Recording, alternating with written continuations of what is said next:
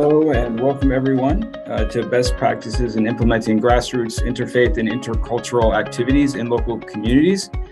Today's webinar. Very excited to have you all here today at this very important webinar. We have some very knowledgeable and experienced practitioners of interreligious, intercultural dialogue and engagement at the local level. And so we'll be hearing from them today. Look very much to engaging with you through several polls that we'll be doing throughout the course of the webinar. And we hope that you'll find the questions engaging. I know that there was a lot of interest in many areas of interfaith, intercultural engagement, such as the issue of sustainability, raising funds, and we're going to cover a lot of those issues today. It would be great if you could introduce, each one of you could introduce yourself in the chat. Let us know where you're from, what your profession is, and let us know why you're here today, why you're joining us. My name is Mike Waltner. I'm a senior program manager with the Asia program here at KAICIID. Actually, my first experience of interfaith engagement was at the grassroots level, working in New York City at an organization called the Interfaith Center of New York. So this topic is close to my heart, although it seems like many years ago. I do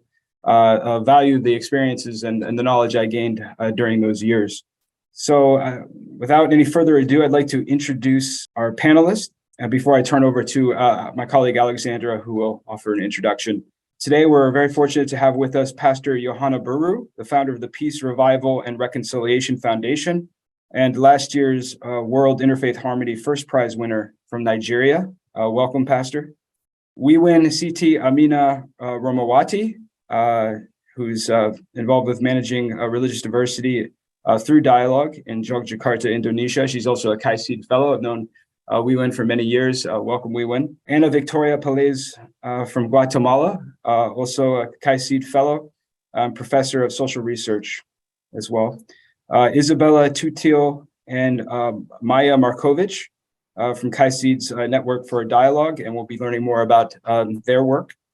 Shirin Wahab, whose initiative is a part of the Dialogue 360 project in the Arab region. And my colleague and friend, Harry Myo Lin, KAICIID Program Officer for the Asia region, who will be sharing his example working with the PMI in Myanmar.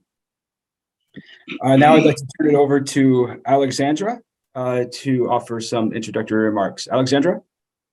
Thank you, Mike, and good afternoon to everybody. It is really my pleasure to provide short introductory note on such important topic, and also topic that is very close to my academic and professional interest as social anthropologist, but also as a coordinator of KAICIID's Network for Dialogue.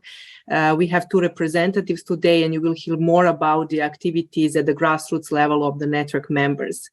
But for me personally, everything I learned and through my research comes in the past 15 years or so, comes from basically the grassroots level, from the communities and the perspectives of individuals of those communities I have been working with. And those were mostly religious minorities in the Balkans, which were focus of my academic research, and also refugees and migrants.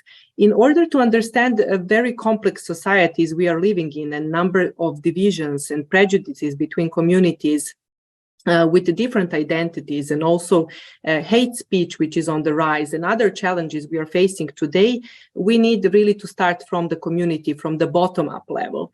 And the interaction and any kind of positive change at the grassroots level cannot happen if people have little contact with those, especially with those who belong to so-called the other communities, especially if any contact they have is superficial or very limited. But if you find a common cause and common needs, or build common action across those identity groups, you begin to build empathy and connections across these identities and identity divisions, utilizing shared interest which rehumanize the other, and even before addressing the points of conflict. And here comes the role of interfaith and intercultural dialogue initiatives, which, if implemented rightly, can bring many opportunities to connect across divided identity lines, overcome prejudices, and counter rising hate speech. So grassroots activities that we are going to talk about today very often create a culture of inclusion. And inclusivity is a priority in interfaith activities and should be adopted by all religious communities involved into this action. It also requires a safe environment where every person involved and every group is treated equally and with respect. And intercultural and interreligious dialogue makes it possible to learn about and from each other, thereby overcoming stereotypes and building personal relationships are much more visible at the local level. And trust and personal relationships enable us to grow together as a society and embrace diversity as something enriching. The power of dialogue in reducing misunderstanding, breaking stereotypes, and preventing hate speech is possible if we believe and if we implement peace, respect, and tolerance for each individual or community. By using dialogue, we are not necessarily accepting or agreeing with someone else's point of view, but rather acknowledging that somebody else has a different perspective. Strong relationships create community resilience, and strong community relationships help us to be more creative, to create a dialogical atmosphere when preparing for any kind of projects that we are implementing at the grassroots level. Through joint collaboration, exchange of experiences, and sharing the same vision for a better society, organizations can multiply their impact and increase opportunities in joint advocacy for common good. And projects and initiatives to connect grassroots level, especially with any kind of policy making level, are very, very much needed and critical at this moment. It doesn't mean that all grassroots initiatives or intercultural activities are always successful and without challenges. And today we are here to also address and to touch upon the challenges we are facing at the grassroots level and what we have learned in the path of implementation, what kind of challenges are common to all of us in practicing interreligious and interfaith dialogue projects and implementing them. So these experiences, these lessons learned should help us to further grow, to improve, and to motivate us to further develop and implement other future projects and initiatives in our local communities. But also it tells us about the dynamic nature of the grassroots activism that should be taken into consideration, and that we need to be very much flexible and open also for challenges and obstacles that we face. In that path, we also grow, we learn, we have been empowered by each other as well. So I strongly believe that this webinar, with examples that we are going to hear from different countries, will also serve as inspiration and motivation for all of us that believe that the power of change comes from the grassroots level. Thank you very much. Thank you, Alexandra. I think you highlighted some of those key points in terms of building trust among different communities at the local level. I mean, we see so much increasing disharmony within all societies now throughout the world. And I think part of the secret that we know is that dialogue can be really, really important for not just building trust, but actually transforming relationships and enabling people to respect differences of opinion, which happens in every society, and differences of perspective and belief. So with that, I'd like to thank Alexandra for those introductory remarks. I think you helped to frame this issue today very well. We have our first poll, which is the question is, have you ever organized or created an interreligious or intercultural activity? In 1 to 4 words, what do you consider are the main areas to learn about in relation to implementing interfaith or intercultural activities? So I'd ask you to please make your inputs there. And I'm going to ask for Wiwin to offer her presentation. Good morning, good afternoon, and good night, everyone. Thank you, KAICIID, and thank you, Mike, and all from KAICIID for giving me a chance to share with you about my initiative and also my work at Interfaith Dialogue. I would start with with the title Sri Kandi Lintas Iman. Sri Kandi Lintas Iman, or SRILI, is a interfaith women's community founded in 2015. So I would start with a little or a short story about about the community. So this community was founded in 2015 as by 32 women from various religions, including Islam, Christian, Catholic, Hindu, Buddha, and Confucianism, who took part in a workshop entitled Revitalizing the Role of Women in Managing Religious Diversity in Yogyakarta, Indonesia. This initiative in collaboration with Fatayat Nahdlatul Ulama of Yogyakarta. At the time, I was vice president of this Fatayat Nahdlatul Ulama. So the background is actually, at least there are three backgrounds why we as a women from different religious background founded this community, which is in the grassroots level.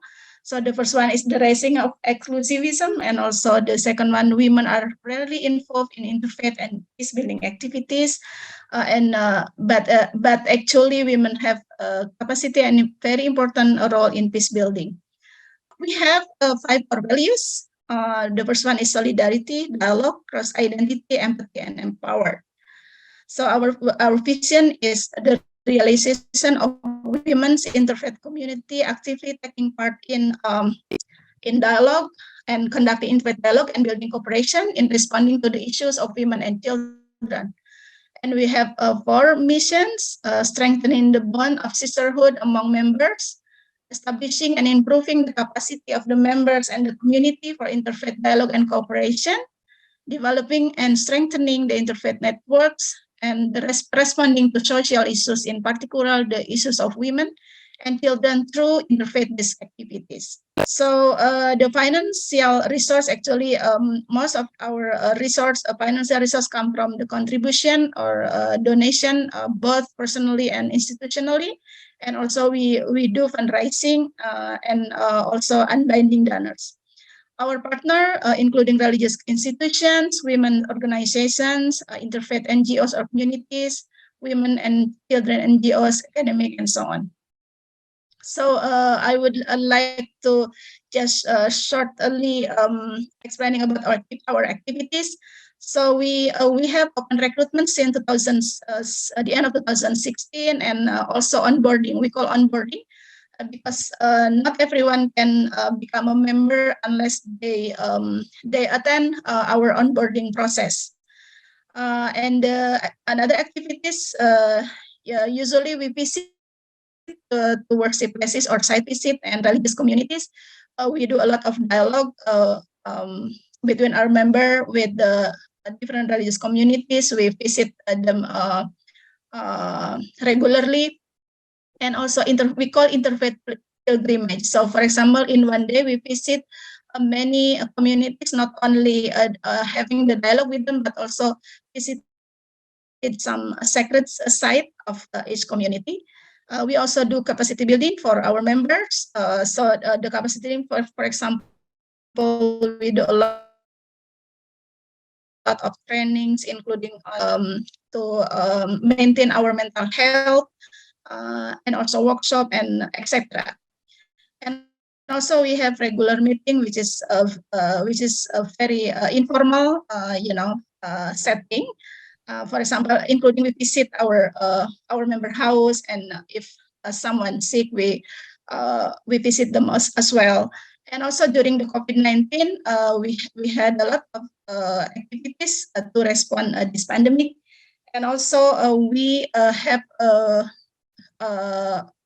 very long campaign on social media, especially how to actually not only develop the interfaith or IRD in the society, but how also to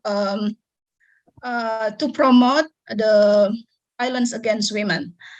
And also we have economic empowerment programs and strengthening mental health.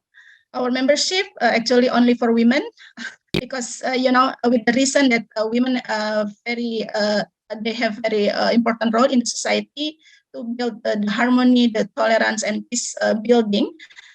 but sometimes when it comes to the what we call the spaces in the public areas, the women sometimes, not only sometimes, but very rare to be given the opportunity for women to not only to be part of the interfaith initiatives, but also to become the leaders, and also to their voices really be heard by people.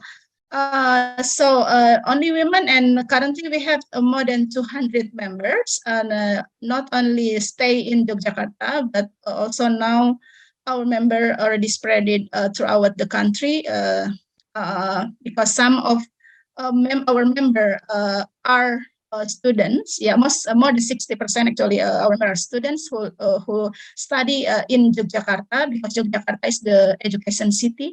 So when they go back to their hometown, some of them now started to also develop the interfaith community in their respective places. So we hope that with this interfaith women's community can inspire young women to also develop their own initiative in their own community. That is so. I myself, I hope that this Sri Kandi Nasiman can become a kind of laboratorium for young women to develop their knowledge, their experience, and also network. And after that, they can initiate by themselves. And yeah, and this is some of our project or our program during the pandemic. We have the supporting of mental health for women, and also this initiative supported by KAICIID, and also for the economic empowerment, we got support from Indica Foundation, and since 2020 and 2021, we have also program for the capacity building for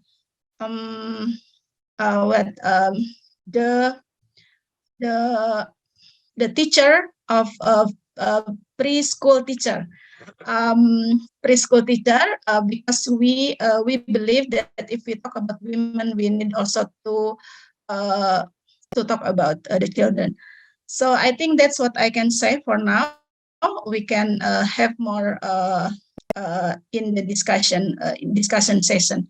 So thank you very much, Mike. I will stop my presentation by Assalamualaikum warahmatullahi wabarakatuh. Thank you, Wiwin. Thank you so much for highlighting the importance of the involvement and recognizing the role that women play in interfaith work. I think from my own past, I know that it's been slow in coming, but increasingly the role that women play in interfaith intercultural engagement is being more recognized. And that women have leadership roles in society and also within faith institutions. They might not even always be clerics, but they have authority, they have knowledge, and they're doing really important work that we need to recognize and to support. So moving now to Pastor Johanna. You'd like to make your presentation. Please go ahead, sir. I want to thank you for the golden opportunity given to me, and this is the first time participating. Peace, Revival and Reconciliation Foundation has a long and short-term existence. That's the way I want to put it. It has a long history and a short meaning to all that I need to tell you. One, it was as far as 1980, during the all Kaduna State crisis that took place in KAICIID local government, formerly known as KAICIID local government, then what it is Kachuru, at Kasom Magani, where there was a religious crisis between men, Hausa Fulanis and Baji Adara, who had a conflict on land dispute then. That was the First time, that's around 12 February 1980, 40-something years ago. This is what initiated what is called Peace, Revival, and Reconciliation Foundation today, and other series of crises in Kaduna State. Meaning, I'm from Kaduna State, Nigeria, and anybody who has known much about what has been happening in Kaduna State will know there are so many kind of crises that are taking place in Kaduna State, northern Nigeria, most especially religious crisis from the 1982. I could remember clearly Kafanchan riot 1980, 87, around that February, March then, coming up to Zangon Katab, religious crisis or ethno-religious crisis, 1992, then coming to 2000 Sharia crisis, from there to 2002, the Miss World, this day crisis of Miss World, coming up again to 2011 post-election violence, and 2012 the bomb blast at Sasa, Zaria, and Turkania, all in Kaduna Metropolis. And I'm an eyewitness also to the crisis in 2001 September in Jos, when I was a student there, seminary, then and other social crises that I've seen as an eyewitness. This is what brought to the initiation of creating, or I founded Peace, Revival, and Reconciliation Foundation as interfaith-based NGO to reconcile between different faith and ethnic group, community, or culture. And Peace Revival has done well in attempting doing what it's supposed to do, that by the special grace of God today, we've taken our time committing almost everything that is possible to be able to bridge that gap, to bring different communities from different culture, from different ethnic group, from different faith, to understand themselves and to live together. And it is evidential in Kaduna State today, whereby it turned to be in the time past, it's like a center of religious crisis, whereby there's that big divide. In fact, Christians are living from the northern part of Kaduna, Muslims are living more on the northern part of Kaduna, and Christians are living on the southern part of Kaduna, whereby, in fact, there's a divide, Kaduna Bridge. But today, there are areas that sometimes no goes on to a Christian and no goes on to a Muslim because of this crisis. But by the special grace of God, Peace Revival, in a short time, has also concluded his quota with other NGOs in Kaduna State to bring this unity. That now you can see somebody from the northern part can go and do his business, and even going backside, residing again the southern part where they are Christian dominant. And you see Christians from the southern part going to northern part, living with their Muslims, because of the activities that Peace Revival and Reconciliation Foundation has committed itself in doing in collaboration with other NGOs to achieve what it is today. You really hear for some years back, if not because of this issue of banditry, armed banditry, or terrorists, or maybe you talk about kidnappers, or you really hear a religious crisis between a Christian community and a Muslim community. No. Then, talking about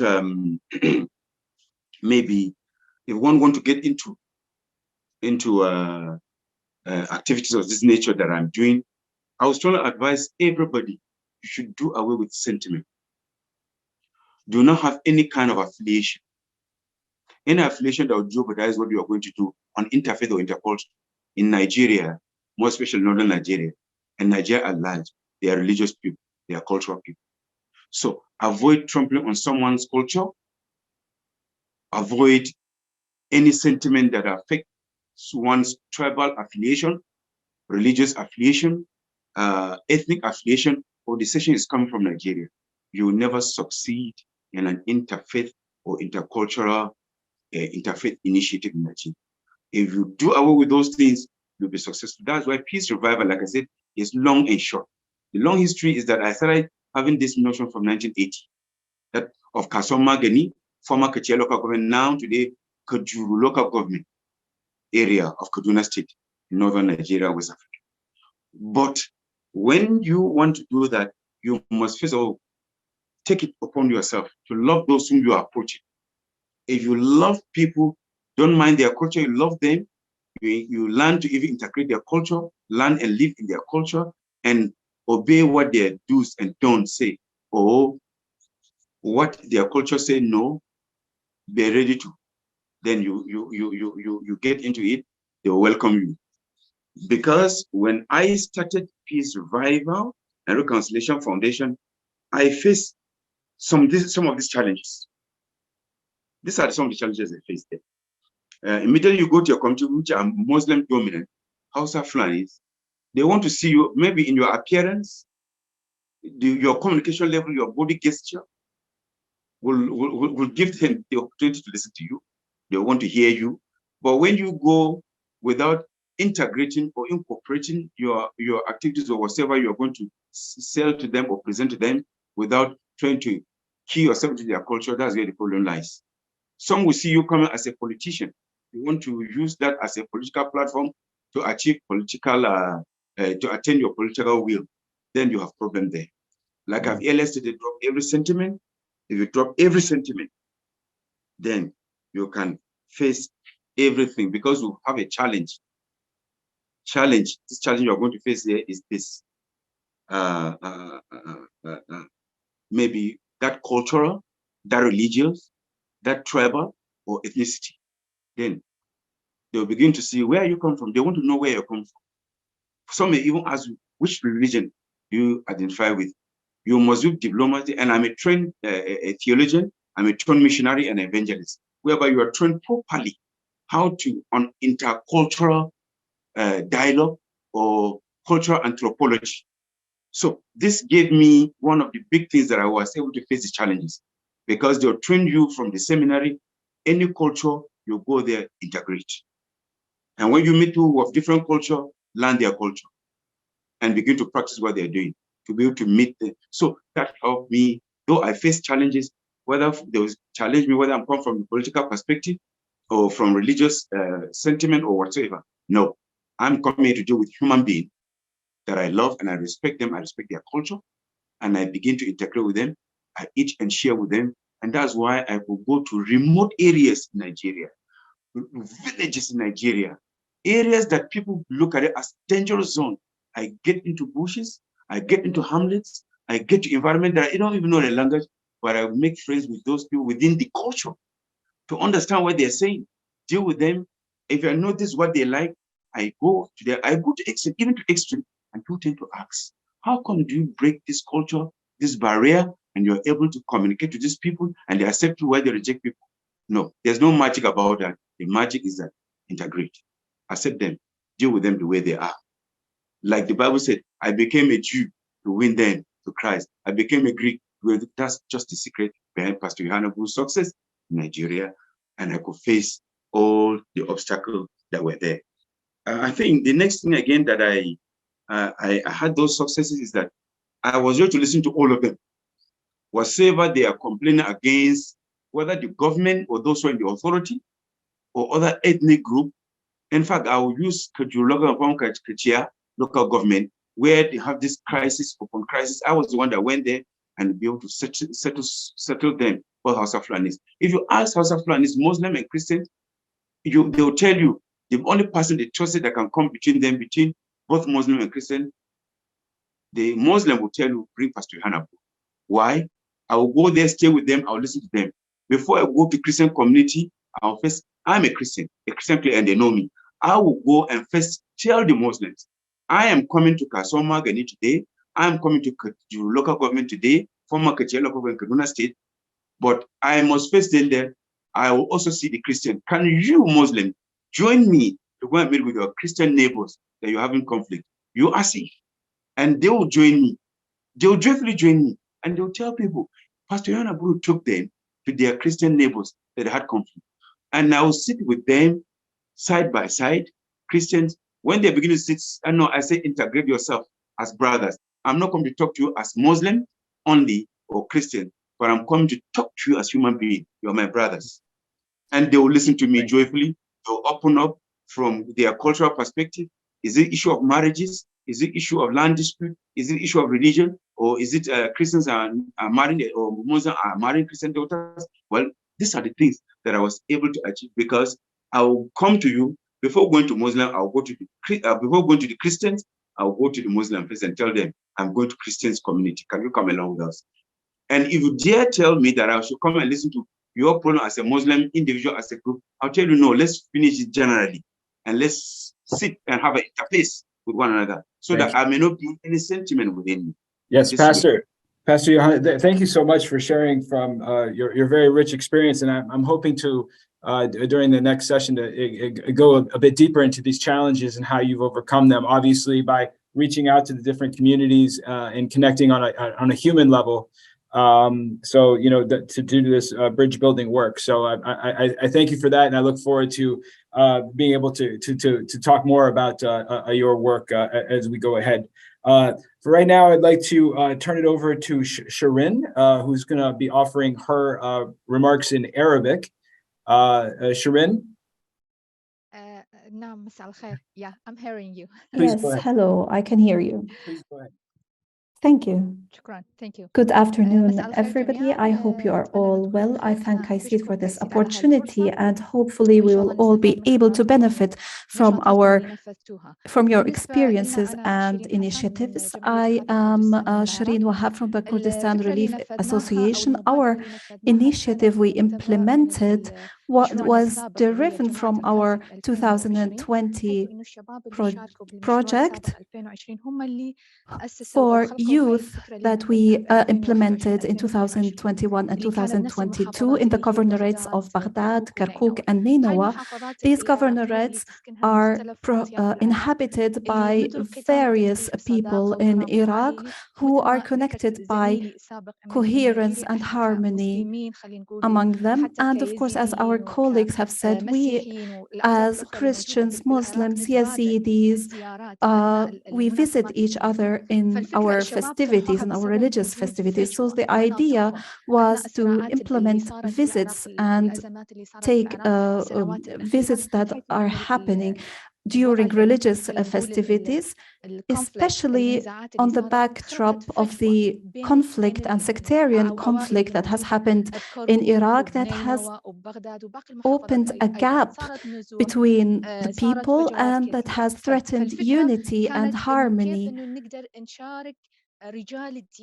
because of the sectarian violence. Our idea and our question was, how can we involve religious leaders who have their own peaceful role between all religious institutions and interfaith institutions and interfaith initiatives. So our idea was to involve these religious leaders as a way of peace-building capacity, so that these religious leaders joined us on the visits between different and various people.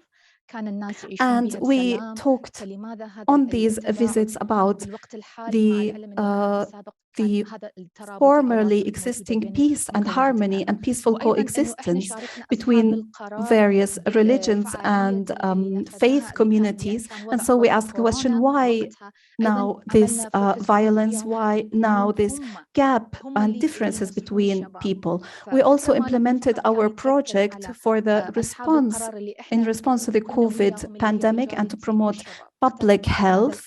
So we thought of the main or central and integral parts of the society, which is the youth on one hand and the religious leaders on the other hand. The stakeholders were very active with us and cooperative with us, especially in Nineveh. So there were many activities by the youth section, and we were supported in every step of the way. And the same happened in Kirkuk and Baghdad. In 2021 and 2022, we implemented an initiative with KAICIID and the Solidarity Organization in the Governorate of Salah ad-Din, which was the first time for such an initiative to be implemented, especially in Samarra. And we are very thankful for our partners, KAICIID and the Solidarity Organization. Till now, we are active in all our activities in Samarra and in the Governorate of Salah ad-Din.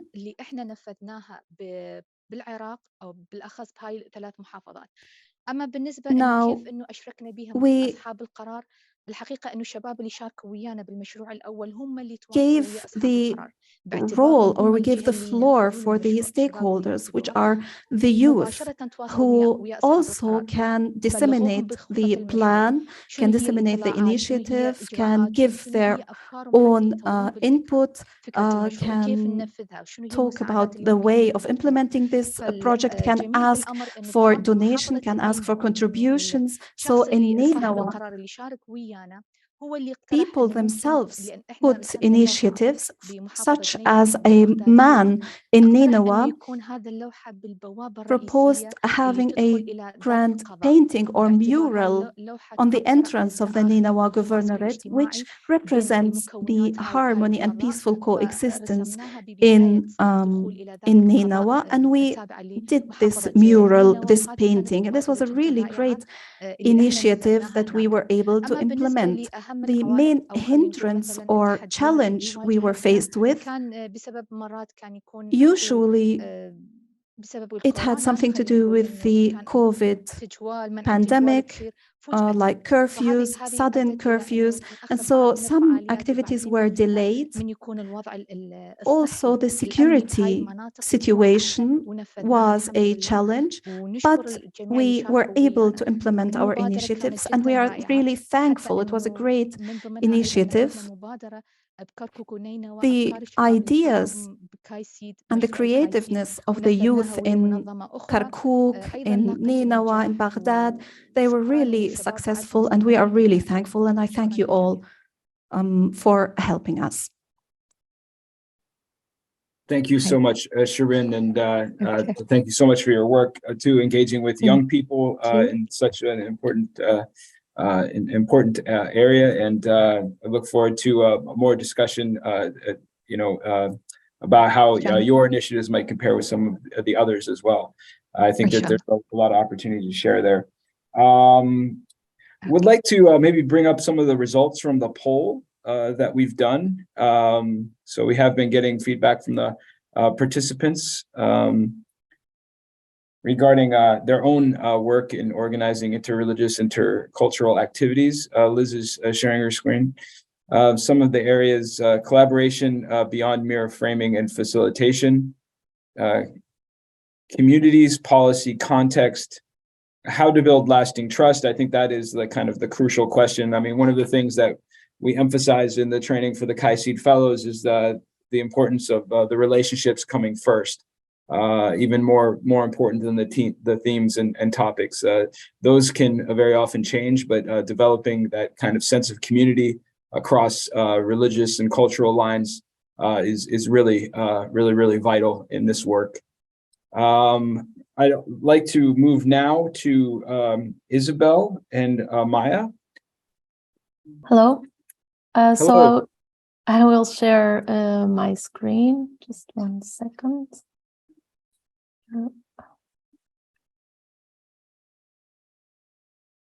Okay.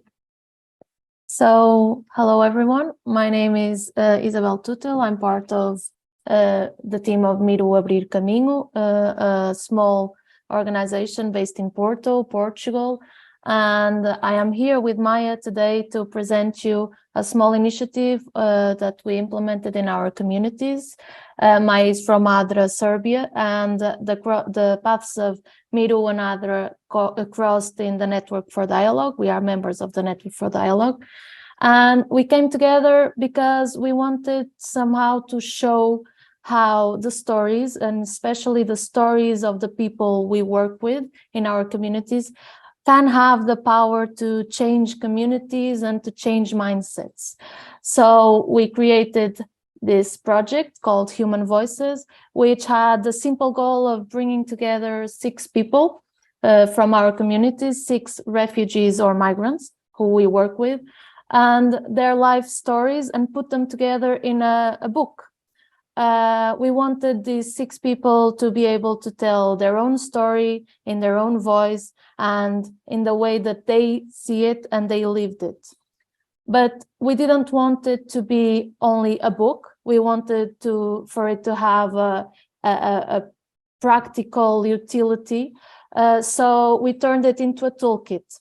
So each story has the story itself, and then it will have an audio version which can be listened to, and a set of reflection guidelines. So each story has a set of questions about the message of the story, about some topics, mostly regarding topics around welcoming someone new into our community.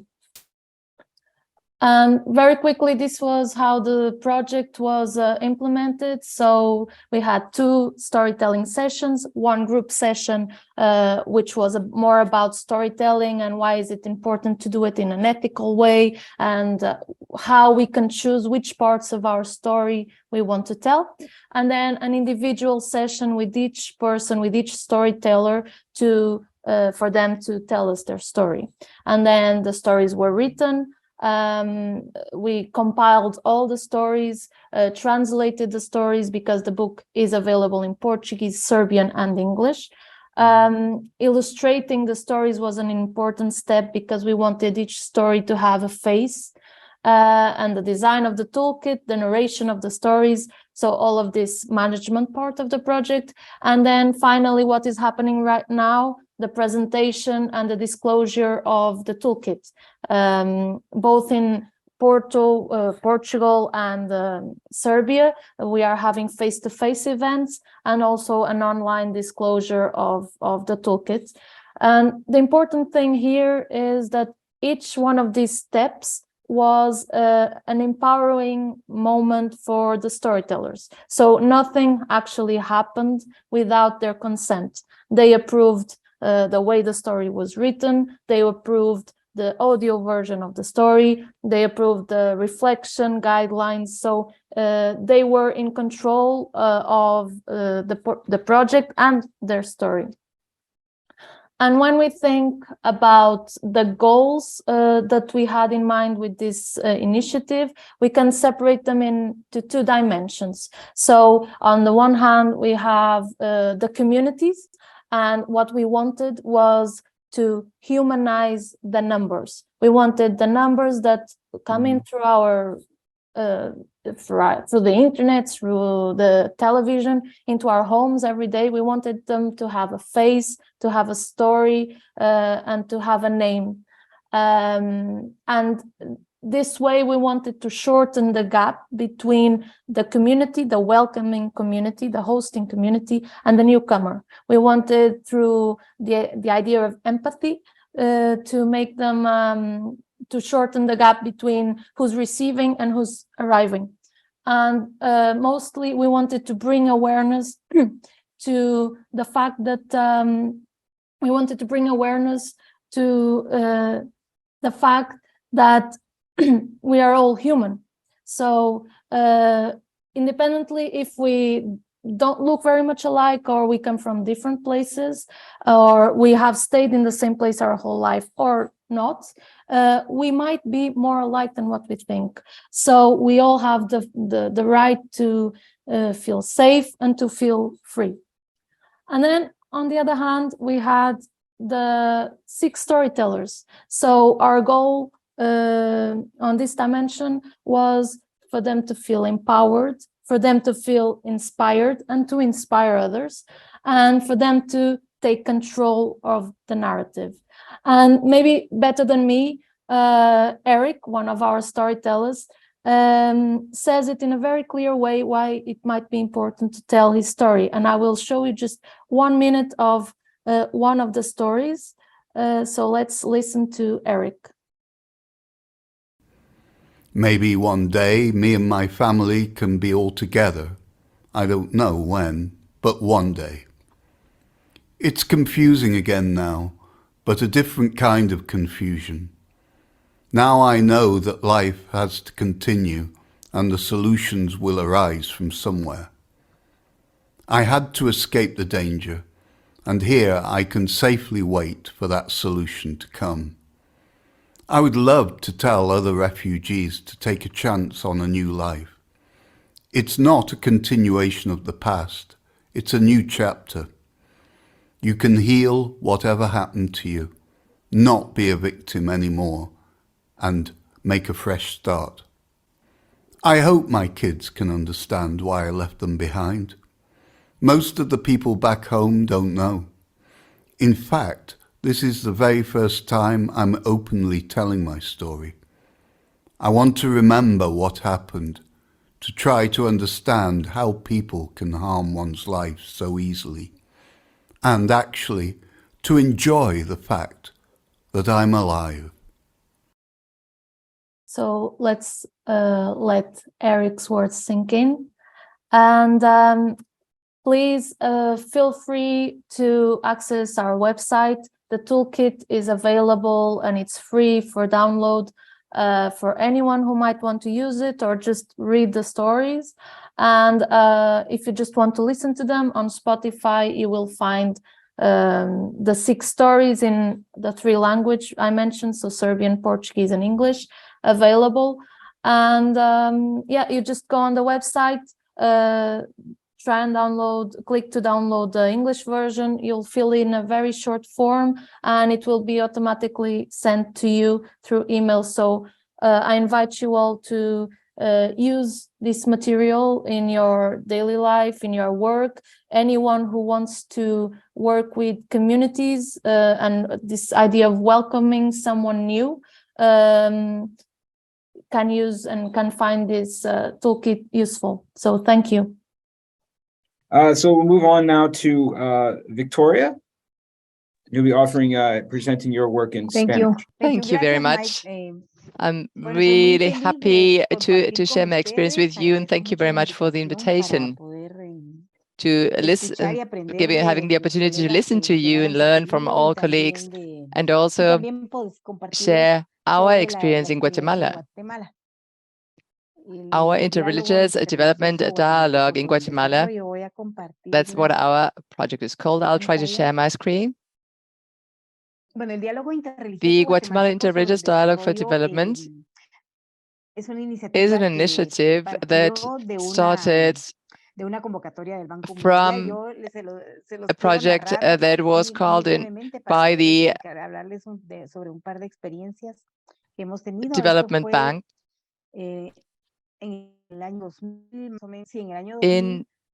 2000, starting from an experience that the World Bank actually was implementing,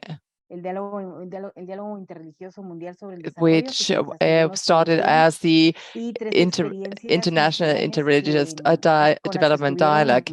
So this was actually the first experience to start with this in Guatemala. So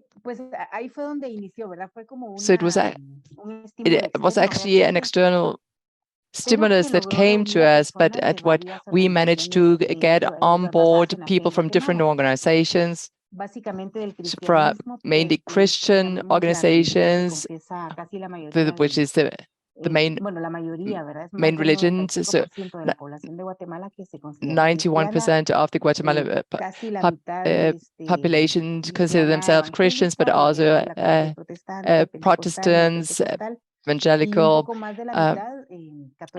and Catholics. So the Catholics are about 52% of the population, and then we also have the Maya religion, which actually they don't consider the religion; it's the identity. So the Maya identity. We of course we have Islam, but there are few few representatives, but we have had an increase over the past few years. So now we are a self-organized group. So only at the very beginning we got support from the World Bank. There was no real continuity to our project, but so we continued on our own behalf, and we have tried to ask ourselves, so what can religions do to also promote development in our country? So we tried to find some common issues and find out what we have in common. We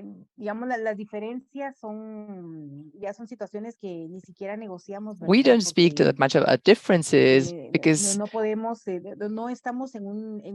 we don't get into a dialogue to speak about why we are different. So we have to find the things that we have in common.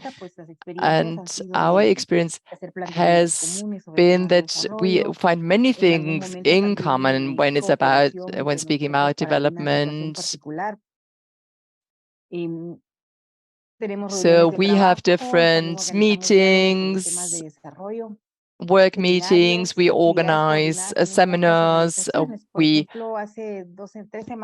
organize activities. Like we had an UNICEF meeting 3 weeks ago to see how we could promote nonviolent education for young people.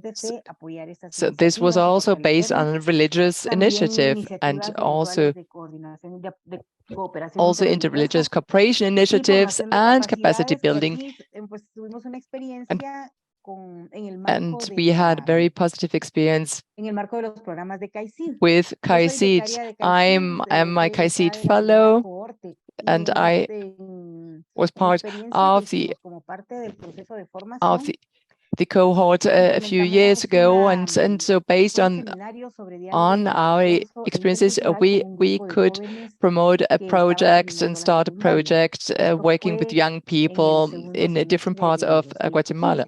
So we started this project in 2015. I'm showing now the map from Guatemala, and everything that you can see in colors are the different language communities we have. So it's not a political division that you see here. It's not provinces or counties or whatever you would call it in your countries. So here, what you see here, these areas is what kind of language is spoken there. And usually it also corresponds to different identities or different features these regions have and these areas have. So it's 23 different languages spoken there in Guatemala. And this is important when we try to discuss spirituality. When Christianism started, when in 1492 the Europeans came to Guatemala. So this is when the Christianity came to us, but it was mainly Maya people, and so for 500 years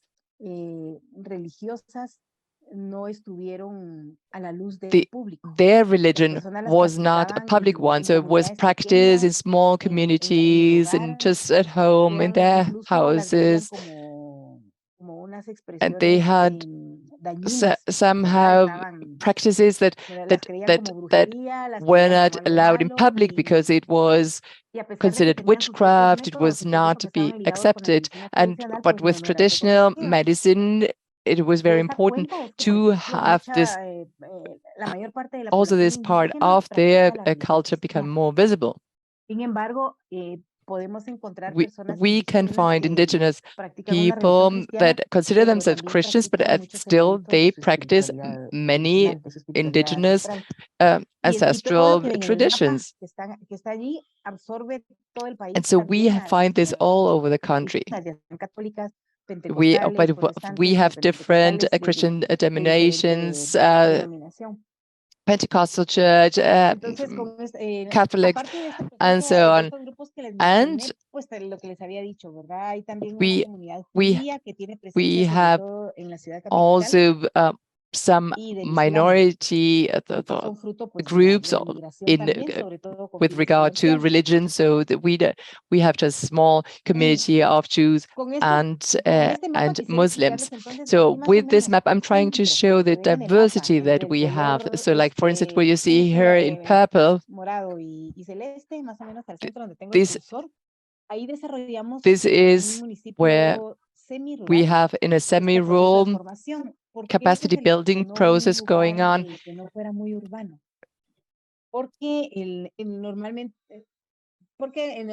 Because in big cities, it's much easier to find religious diversity or find people from your own religion, and also but it's more difficult if it's in the countryside, if it's in a more rural context.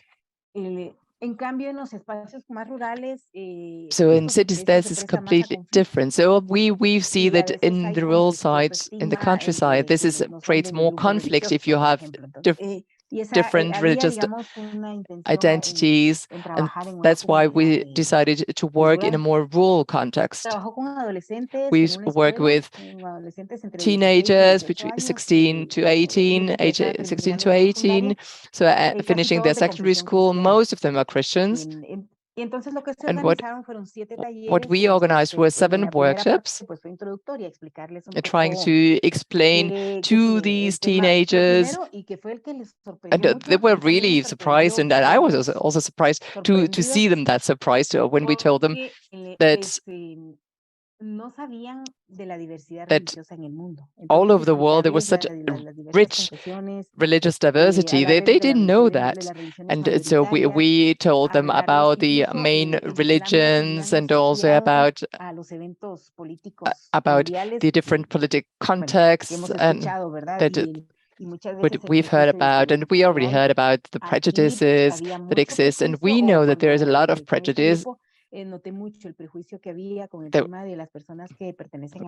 was, for instance, a lot of prejudice against people belonging to Islam, and we try to overcome this and try to give them the element to know what it was about. And it was not all because they had mainly heard about Islam connected to war and death, and so we try to explain more about the different religions, go to different places of worship. We walked for many kilometers we tried to visit places where people would explain the Quran. And for the young people, it was a really great experience to understand other points of view, and also to see how you could view the world differently. And so we went to the temples of other religious denominations. So we did not just go to a typical Catholic church, but because they are much more known also in a rural context, and we went to non-Catholic places, to Catholic places, and so as I already said, make them know more about the Islam, and we could really feel that there was more approaching and coming closer together between the different people, because religious is something very intimate, and it gets very close to it has very much to do with their identities, and so we really have to respect everything that some people feel that is very intimate, and we have to respect also the value that they give to different things in different religions. And this could help young people to also build capacity in democratic values. So this was an experience, and now I'd like to finish by sharing a short video. I hope that I can show it now. Well, about a year ago, Guatemala was one of the countries that had showed most resistance to the COVID vaccine, and so and then a study proved the importance of getting vaccinated. But religious leaders were very much against it. There was a lot of resistance, and so and maybe the Pentecostal church showed a lot of rejection. So it was not an institutional attitude, but it was just more the local religious leaders were very much against getting vaccinated. And so a video was prepared with a message by different religious leaders. I will just show one of the videos. There were several videos, and this was to be shown in different TV channels to inform people more about the importance of getting vaccinated. I'll try to share it now. I hope that you can also hear it. If not, otherwise, afterwards I'll tell you what it said. Una reflexión sobre la vacunación. En nuestro país, miles de personas han fallecido por el COVID-19. Como líderes de organizaciones basadas en la fe, queremos animarles a mantener las medidas de precaución para detener los contagios y acabar con la pandemia. La vacunación universal es la medida más rápida para detener los contagios mortales y evitar más daños a la salud de quienes son contagiados por este virus. Vacunarse es la oportunidad de cuidar la vida. Vacunate Guate. Hacelo por ti, hacelo por todos. Un mensaje de el Ministerio de Salud y Religiones por la Paz, con el apoyo de USAID. I just wanted to say something. We don't have English translation. We just have in Spanish and indigenous languages.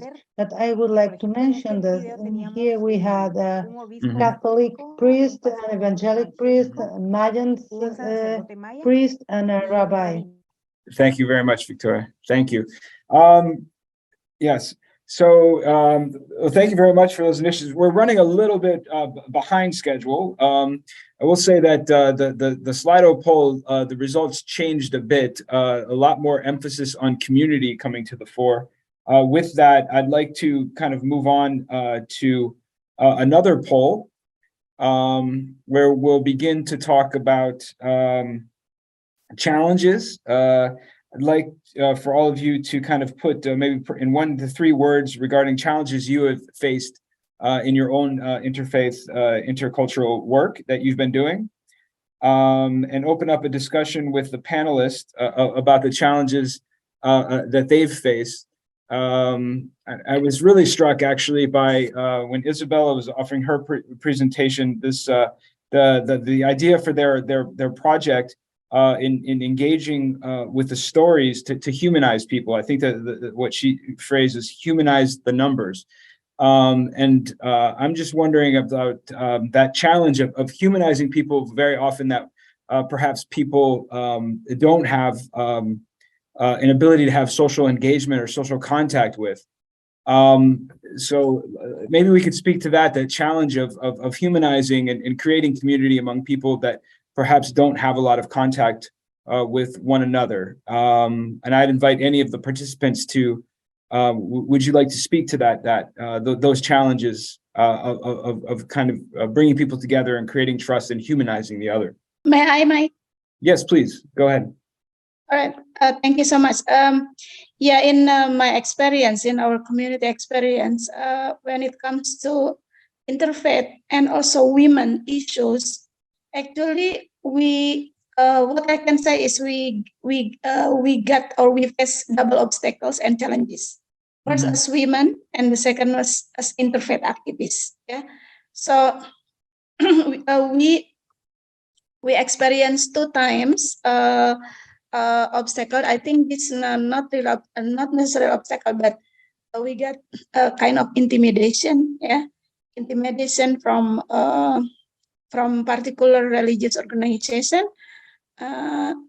that not agree with our movement or our interfaith activities, because we work together with Ahmadi, Ahmadi community, who actually in my country, in Indonesia, Ahmadi, some people consider Ahmadi as heretic, So they try to intimidate us and also intimidate through social media. So we are as interfaith activists and also women, we face this double obstacle, when it comes to interfaith programs. And the second one also, since it is also not easy for us to get support, especially from women, because interfaith dialogue actually is not a priority issue for many people. I think not only in the term of social or religious movement, but also in academic environment.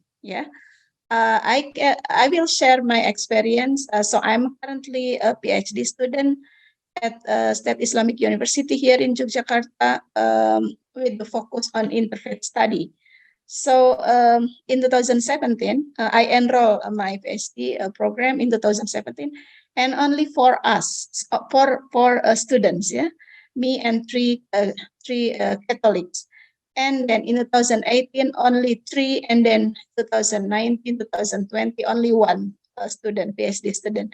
So actually, this issue, in reality, is very important in our society, in Indonesia particularly, because we are not only plural society, but we experience big issues. We experience riots, we experience violence among religious followers, especially among between Muslim and Christian.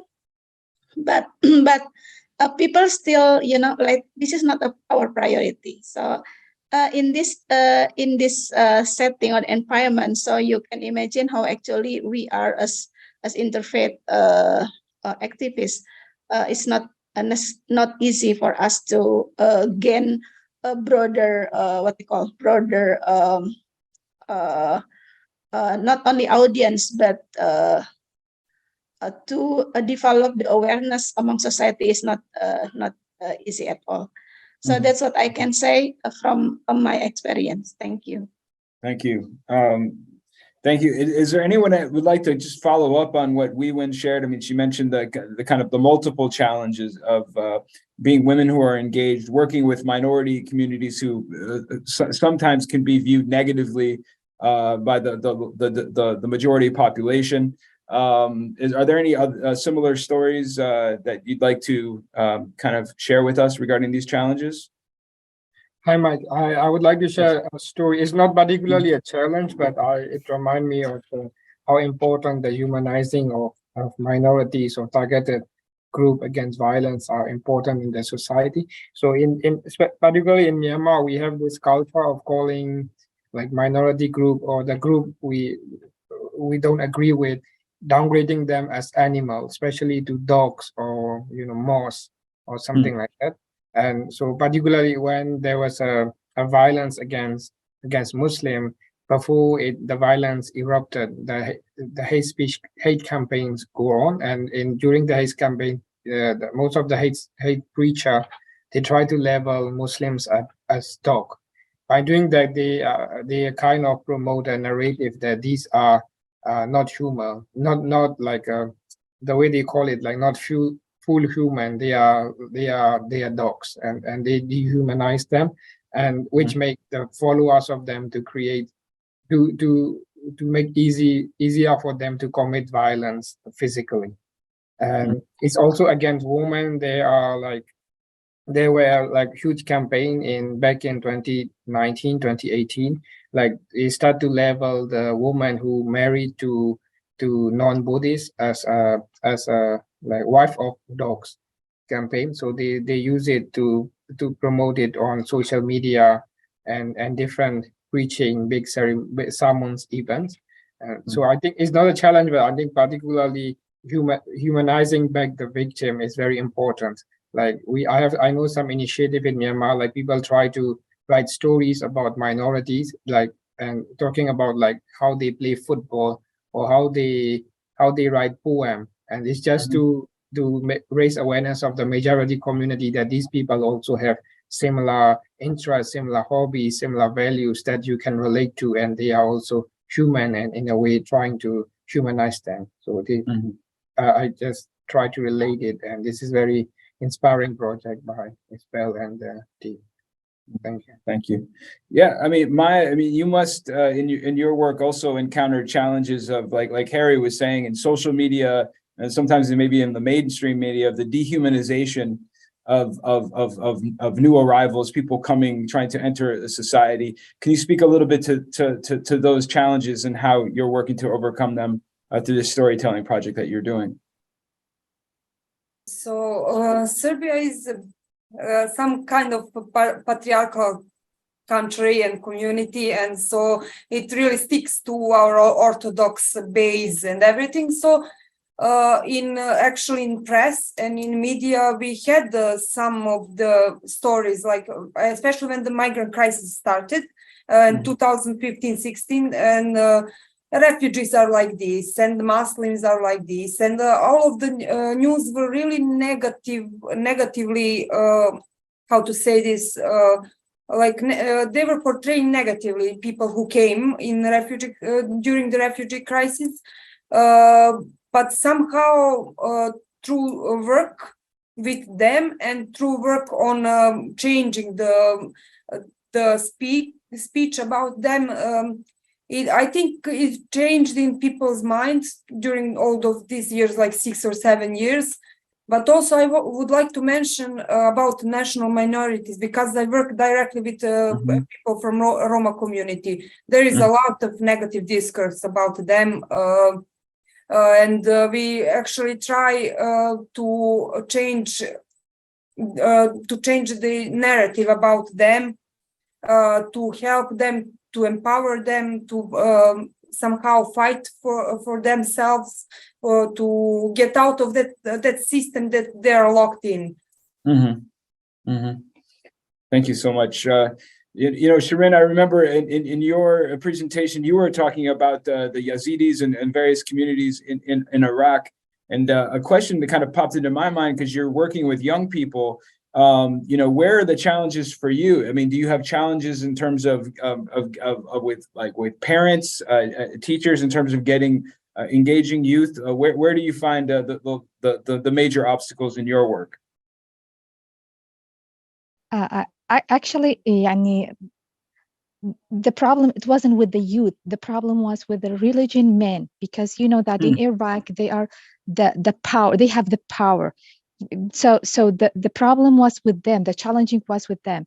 So when we choose it to involving them in the project activity, that was the first step that make us to sustainable with the project and make it the impact that we wanted to. So there wasn't any challenges to selecting the youth people, because they were so excited and interested to participate, and also the parent also encouraged them to participate.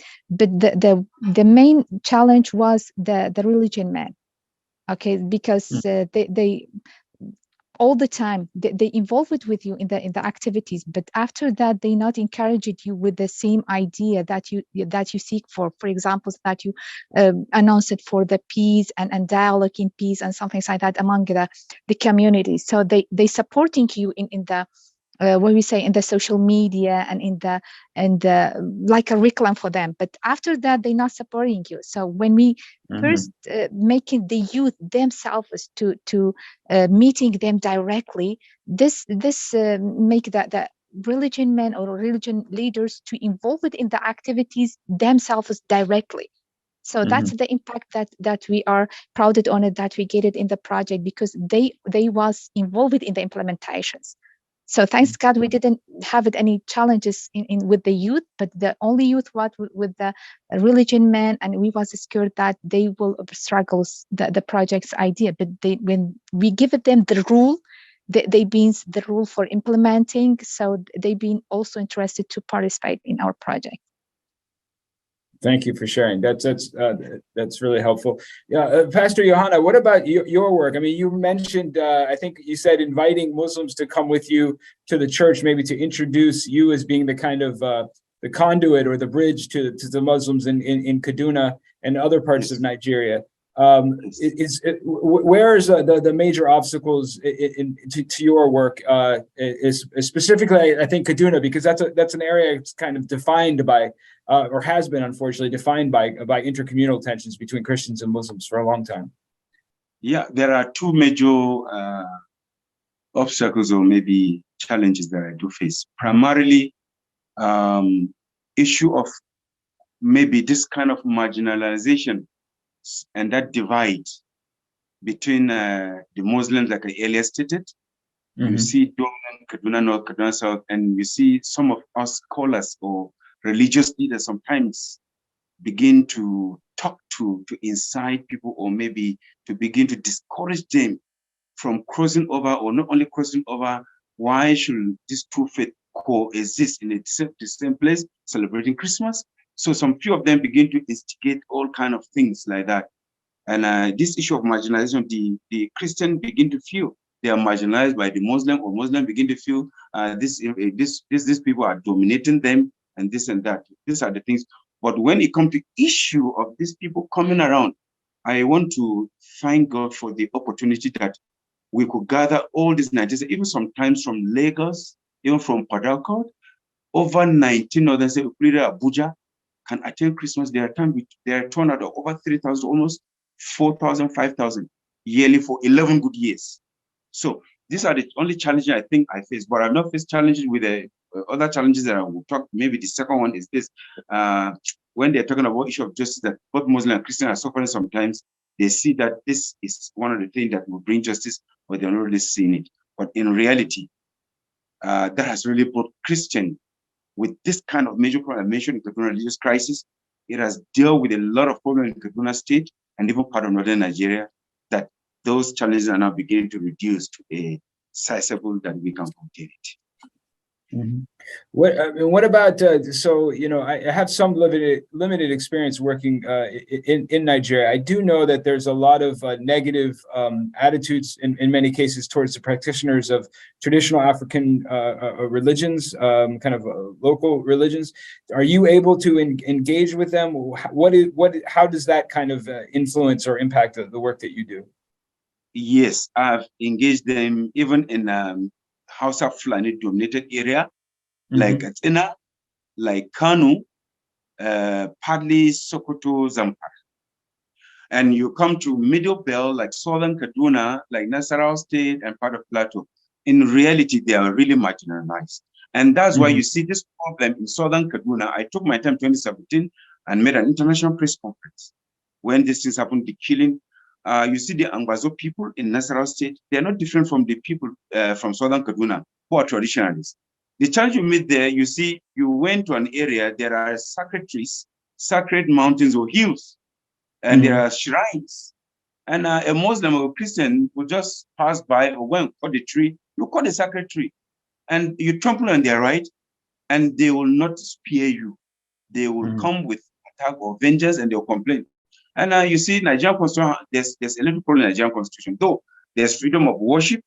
But I think the Christians and Muslims have dominated these people, and they don't really enjoy such liberty the way these two major religions are enjoying in this country. So these are the reasons sometimes I see Christ in Southern Kaduna, they blame, they say Christian and Muslim. In reality, most of those Christians are not Muslim and Christians. These traditionalists, you go to their sacred hills, sacred streams or rivers to do things on odd days and odd times, and cattle may go there and urinate in their sacred waters, the spring. That's why Christ came up in Southern Kaduna and sometimes in Plateau State or Nasarawa State, which are major tribe and have many traditionalists or enemies there. So these are major challenges that the government of Nigeria should look into it, and even KAICIID or other bodies, or even United Nations should help, so that the government will do what is needful for them to also enjoy similar or same right embedded in Nigerian constitution. But these things are there, and they're serious issues. Thank you. Thank you very much, Pastor. So I'd like to see if we can pull up the results of the last poll related to the challenges, and to kind of see what the participants were highlighting in their answers.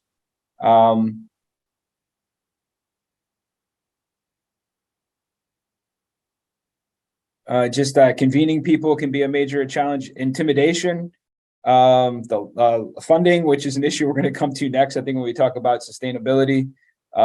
Male domination, only reaching the liberal groups. I think that's the tendency of only kind of, what did they say, to use Christian terminology, preaching to the choir, getting the usual suspects, the people that have already believe in interreligious, intercultural cooperation and engagement.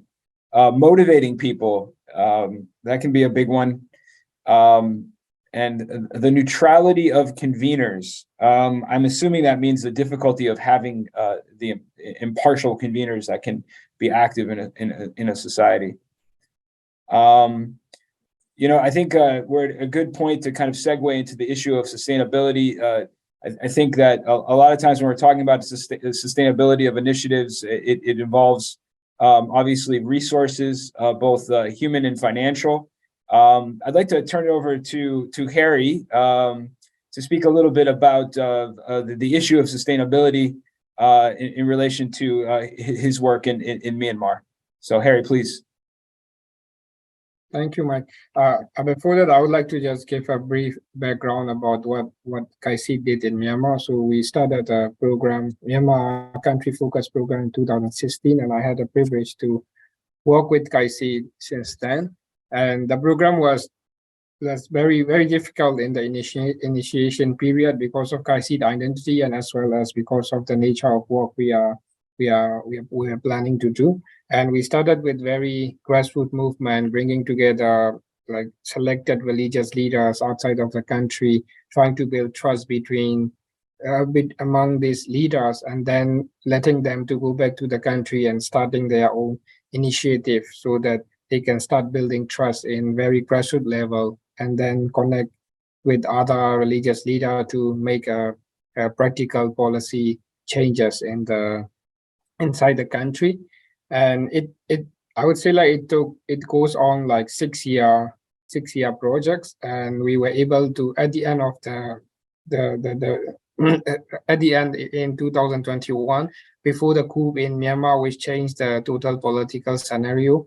And before that, the network Peaceful Myanmar Initiative we set up was become one of the very important major interfaith network inside the country, and we were able to train more than 1,000 master trainer on interreligious dialogue. And according to the statistic, the network was able to reach out to more than 1 million people in 5 years. So it was a very, very fascinating journey to go through.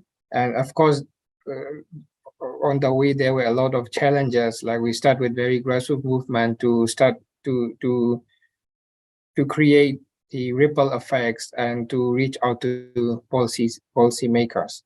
And on this journey, I particularly focus on 3 major aspects of the sustainability component, which I think is very important. And first of all, it is about the community engagement. Right? So wherever the interfaith project we do, we really need to create a very active community that will back you on the ground. And also to get this back, we need to do a lot of creative engagement. So when we were implementing the Peaceful Myanmar Initiative project in Myanmar, we were trying to doing like a sharing section for farmers from different faiths about how to grow crops.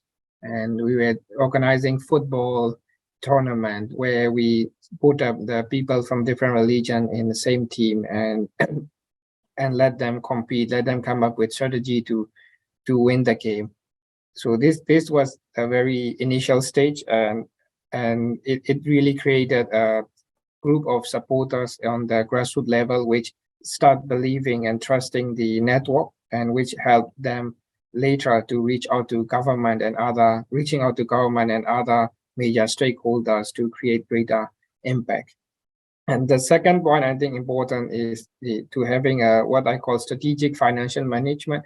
And most of the interfaith initiative or movement or campaign, when we look at, especially in Myanmar and Asia, but I think maybe it's the same in other part of the world also. So most of the campaign or network broke up, mostly because of the financial tension between the members. Especially there was no trust that we're able to build about managing financial situation, and which create people to break up from the network and starting up their own network in different time. So which make the movement very less active and sometimes just diminish. So this is very important aspect, I think. And when we talk about financial management, it's not only about managing the fund or the support we got from the international or other domestic donors, but it is also about working on how do you manage how do you set up transparency so that the network members can know how the funds are going through, how the initiative is functioning, and as well as about having a long-term fundraising strategy so that the activities and the initiative can continue even beyond one convener who came in from outside and tried to build something and left in a few years after. So this is I think this is very important, especially in this war, in this time when we have the economic recession and a lot of international and domestic donors are going away from peace building work. For the grassroots initiative, grassroots mobilizer, it is really important to think strategically of how do we manage our financial aspect and how do we make sure the initiative can be less long. And the third point I think important is when we are setting up a network or the interfaith initiative, we also need to work on the development of our own network, which we need to focus on developing organizational aspect of the network, which include like setting up the same value system, like training the staff who usually implement things on the ground. Like most of the network when we form, the religious leaders come together, but to be very frank, when we do implementation, religious leaders most of the time don't have time or enough knowledge or enough capacity to manage a project or an initiative to create a high impact thing. So we really need to build up this implementation side of the work, and most of the time people try to hire other staff or employee, but when outside people come in with different value, it's really difficult. Most of the time it ends up with a very NGO-like structure of an organization, which I think is not really sustainable. So since when we start the initiative, we really need to build up people who can give time, and maybe it can become their like full-time job to work in interfaith field. And if we set up this kind of organizational culture, this initiative can be less long and it can contribute to sustainability. And also when we talk about organizational development, we also need to think about strategy and planning, like what are we going to do starting this initiative, how long this initiative will go ahead, and most importantly, we cannot stop. We cannot just think about doing an activity or an initiative together, but we also need to think about how this initiative can contribute to larger changes in the society or larger changes in the country system. Where can we do like systematic transformation? Like how can we make sure like people's attitude change in a systematical way, and create a culture of peace or culture of nonviolence in a country. So which include a lot of policy influence work. And I think these two things should be linked up, and it should be strategized very well.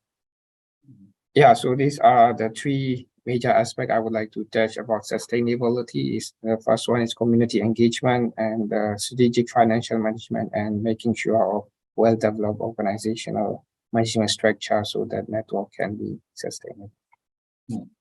Well, thank you very much, Harry. I mean, that's a very kind of thorough analysis of those three areas. And I'm sure that this touches upon probably everyone's organization here. But what I was really struck by is also the tensions among community members in terms of how finances are used within an organization. I think that's something that also can very often be difficult, because very often an organization can even break up, or a membership can kind of break up if there's disagreements on how resources are allocated. Would anyone like to kind of follow up on what Harry was speaking? Any of his points kind of raise some issues for you and your project? Wee-Win? Yeah, I'll try. I saw you unmuted yourself. Yeah.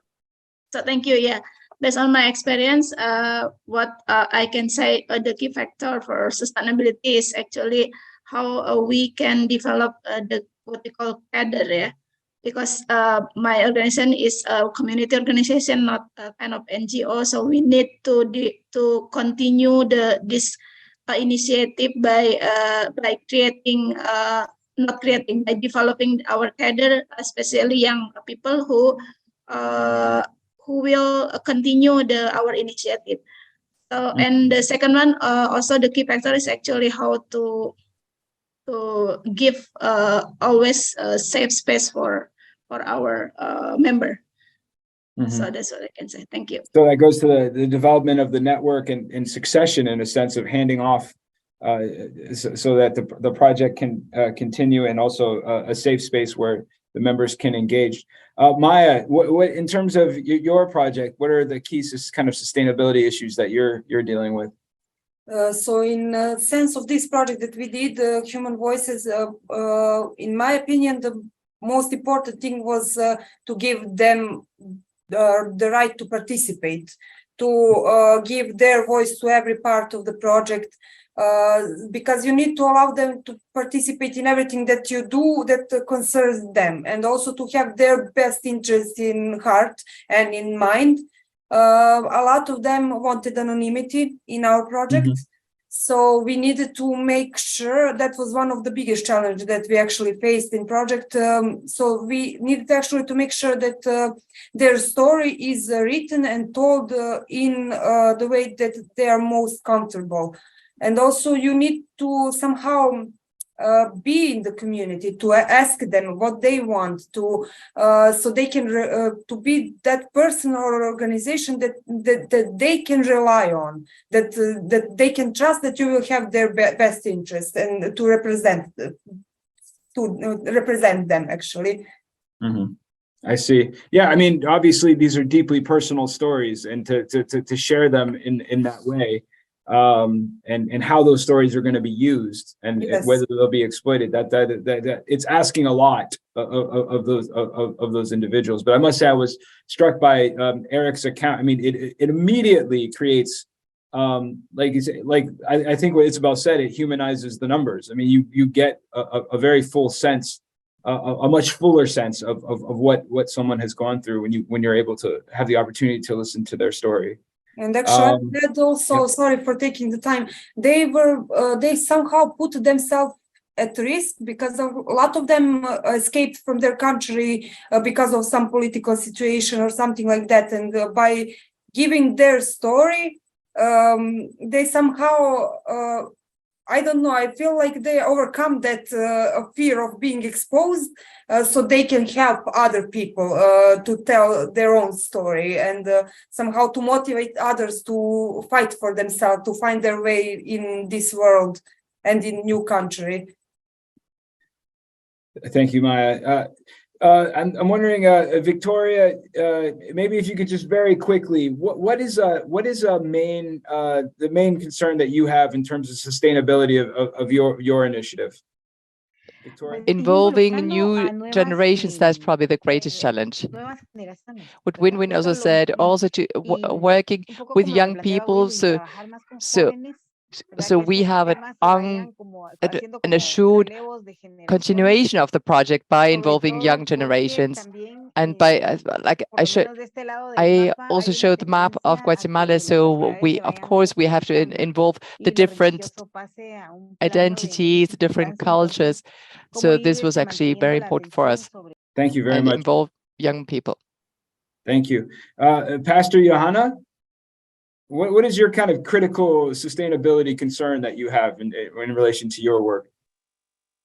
Yeah, because of cultural and religious differences and the kind of poverty that's also raging in the society, the kind of injustice people are suffering in the country, this kind of like the armed banditry, the kidnapping, the terrorism, with all these things, it has posed a difficult challenge for me to be able to face and do things more effectively. And possibly, since it is a self-sponsored kind of work, only you don't have other support somewhere and somehow. Sometimes you meet with people, they have needs, other ways of encouraging them, bringing them together. Since there's no sponsorship, these are some of the things that I face as multiple challenges. But since I've determined to see peace, much understanding from the interfaith basis to cultural basis, and to see that love for humanity, that passion, that motivation in me for this 40 years, it has never stopped me. In fact, with all these challenges and come down narrow it to even financially, to be able to do one thing or the other, that I've never had any sponsorship for the past years, anywhere, internally or externally, then that is where I have difficult. But the successes I've had, and to the level that I could win 2020 World Interfaith Harmony 22 World Interfaith Harmony Week Award, this is something that has motivated beyond what you can never think.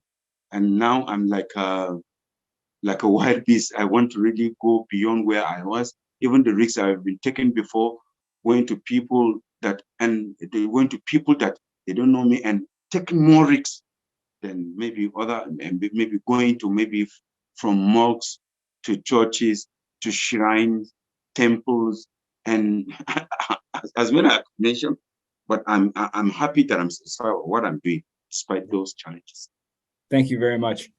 And Sharon, I guess I'm going to leave it to you for kind of your, I mean, there was a few people mentioning keeping the young people engaged. Is that a challenge for you when it comes to sustainability of your work in Iraq? Yes, that was a kind of sustainability because we still in contacting with the same youth for other activities in their area, and also the same stakeholders who supporting us. Thank you so much. Well, we are out of time, and I want to respect people's time here. So I'm really grateful to all of our presenters today. Thank you to all the participants.